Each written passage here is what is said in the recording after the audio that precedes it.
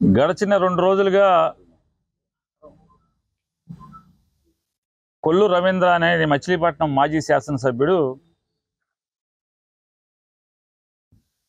ఓటమి భయం కళ్ళ ముందు కనపడి గంగ వెర్రులెత్తి నోటికొచ్చింది మాట్లాడుతూ కంగారుగా అధికారులను బెదిరిస్తూ అధికారులను తాట తీస్తాను, తోలు తీస్తాను, అది చేస్తాను, ఇది చేస్తాను అని చెప్పి మాట్లాడుతూ పేర్ని నాని గురించి కూడా దొంగ పట్టాలు పంచిపెట్టాడని అదేని ఇదేని అవాకులు చవాకులు మాట్లాడుతున్నాడు అతను. నేను ఇప్పటికీ తను మాట్లాడిన ఒక నెల క్రితం ముందే నేను చెప్పాను, కొల్లు రవీంద్రకు కానీ తెలుగుదేశం పార్టీకి కానీ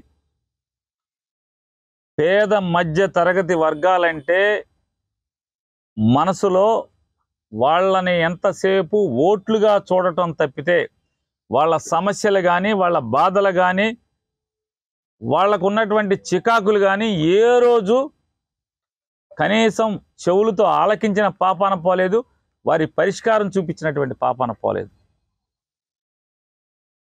పేర్ని నాని కానీ పేర్ని కృష్ణమూర్తి కానీ, అంటే నా తండ్రి పేర్ని కృష్ణమూర్తి కానీ లేదా పేర్ని నాని కానీ మచిలీపట్నం నియోజకవర్గంలో ఉన్నటువంటి పేదల పక్షాన నిలబడి పదవి ఉన్నా పదవి లేకపోయినా జనం గెలిపించినా జనం ఓడించినా పేద మధ్యతరగతి వర్గాల పక్షాన నిలబడి రాజకీయాలు చేస్తూ వస్తున్నాం. ఏనాడు కొల్లు రవీంద్రలాగా ఏనాడు కూడా పేదల్ని పొరపాటును కూడా మోసం చేయలేదు, ప్రాణం పోయే వరకు కూడా మోసం చేయడు. అది తెలుసుకుంటే మంచిది. కొల్లు రవీంద్ర ఓట్ల కోసం దిగజారి, అంటే జనమందరూ కూడా జగన్ పట్ల లేదా పేర్ని కృష్ణమూర్తి పట్ల సానుకూలంగా ఉన్నారనేటువంటి భయంలో పట్టాలు ఇస్తున్నారు అని మాట్లాడతారు. ఏ పట్టాలు ఎందుకు ఇవ్వకూడదు అని అడుగుతున్నాను. ఏదైనా ఎలక్షన్ కోడ్ వచ్చిందా? పట్టాలు రాయకూడదని అధికారులను బెదిరించడం. ఎలక్షన్ కమిషన్కి వెళ్తే ఏమవుద్ది?